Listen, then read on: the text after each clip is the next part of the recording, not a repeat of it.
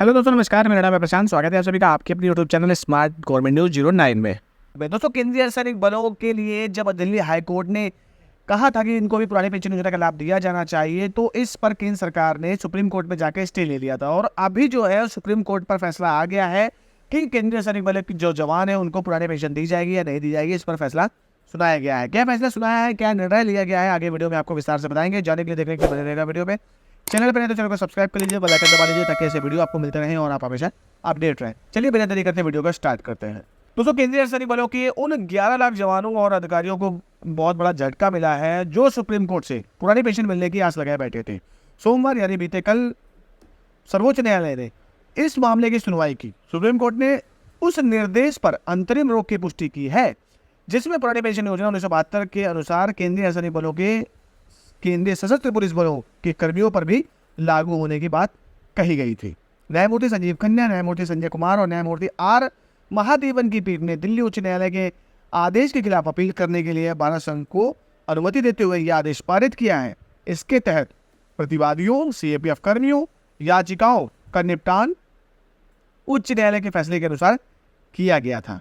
CAPF में OPS लागू करने के लिए यह याचिकाएं पवन कुमार ने दायर की। तो फिलहाल सुप्रीम कोर्ट ने इस चीज़ पर रोक लगा दी है कि जो आर्मी, एयरफोर्स, नेवी को पेंशन का अधिनियम के तहत उनको पेंशन दी जाती है वो केंद्रीय अर्धसैनिक बलों के जवानों को नहीं दी जा सकती। बता दें कि पवन कुमार मामले में यह माना गया था कि केंद्रीय अर्धसैनिक बल संघ के सशस्त्र बल हैं, ऐसे में पुरानी पेंशन योजना उन पर भी लागू होती है। सुप्रीम कोर्ट के समक्ष हुई संक्षिप्त सुनवाई के अतिरिक्त सॉलिसिटर जनरल ऐश्वर्य भाटी ने बताया याचिकाकर्ता देश की रक्षा करने वाले बलों के साथ समानता की मांग कर रहे थे।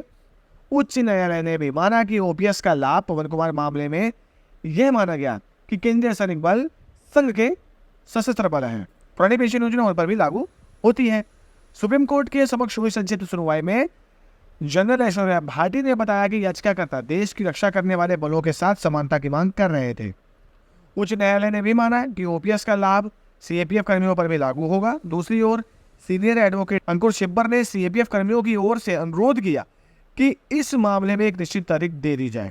सुप्रीम कोर्ट ने उनके अनुरोध को यह कहते हुए अस्वीकार कर दिया गया कि मामला इतना जरूरी नहीं है, इसकी सुनवाई में कुछ समय और लगेगा। वे 6 से 8 सप्ताह बाद जल्द सुनवाई के लिए एप्लीकेशन मूव कर सकते हैं।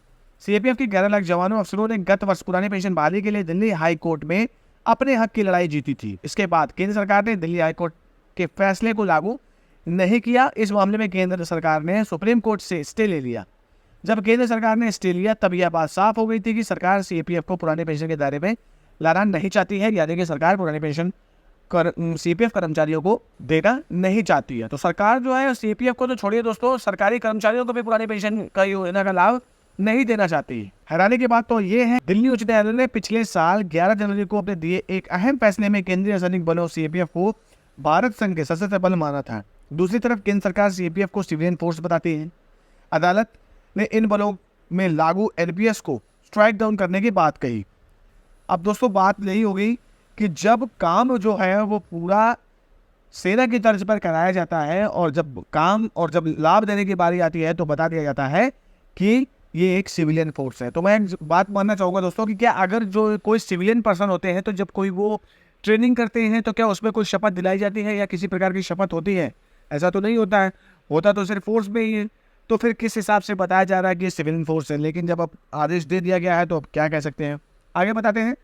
अदालत ने सभी बलों को एनपीएस में स्ट्राइक डाउन करने की बात कही। हाईकोर्ट ने अपने फैसले में कहा था कि चाहे कोई आज इन बलों में भर्ती हुआ हो या पहले कभी भी भर्ती हुआ हो, सभी जवानों को, अधिकारियों को पुरानी पेंशन स्कीम के दायरे में रखा जाएगा। सर्वोच्च न्यायालय ने गत वर्ष इस मामले में सुनवाई के दौरान कहा था याचिकाकर्ता विशेष अनुमति याचिका में संशोधन भी कर सकते हैं और चाहे तो कोई नया दस्तावेज भी जोड़ सकते हैं। सीएपीएफ में पुरानी पेंशन का मुद्दा भी इसी चक्कर में फंसा हुआ है। 1 जनवरी 2004 के बाद सरकार ने नौकरियों में भर्ती हुए सभी कर्मचारियों को पुरानी पेंशन के दायरे से बाहर कर उन्हें एनपीएस में शामिल कर दिया गया।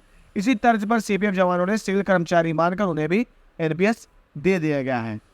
उस वक्त सरकार का मानना था कि देश की सेना, नेवी और वायुसेना ही सशस्त्र बल है।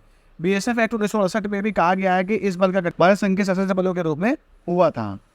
तो फिलहाल दोस्तों खबर यही थी, सुप्रीम कोर्ट ने जो आदेश दिया है कि जो पुरानी पेंशन योजना सेना, एयरफोर्स, नेवी को दी जाती है वो केंद्रीय अर्धसैनिक बल के जवानों को नहीं दी जा सकती है। अब देखते हैं जो एडवोकेट अंकुर छिब्बर हैं, जैसा कि उन्होंने फिर से बताया कि अभी वो एप्लीकेशन फिर से मूव करेंगे। क्या खबर आएगी, क्या नियम, क्या लागू होगा, आगे क्लियर हो जाएगा। फिलहाल खबर यही थी, मेरे द्वारा दी गई जानकारी अच्छी लगी तो प्लीज़ वीडियो को लाइक शेयर कमेंट जरूर करिए।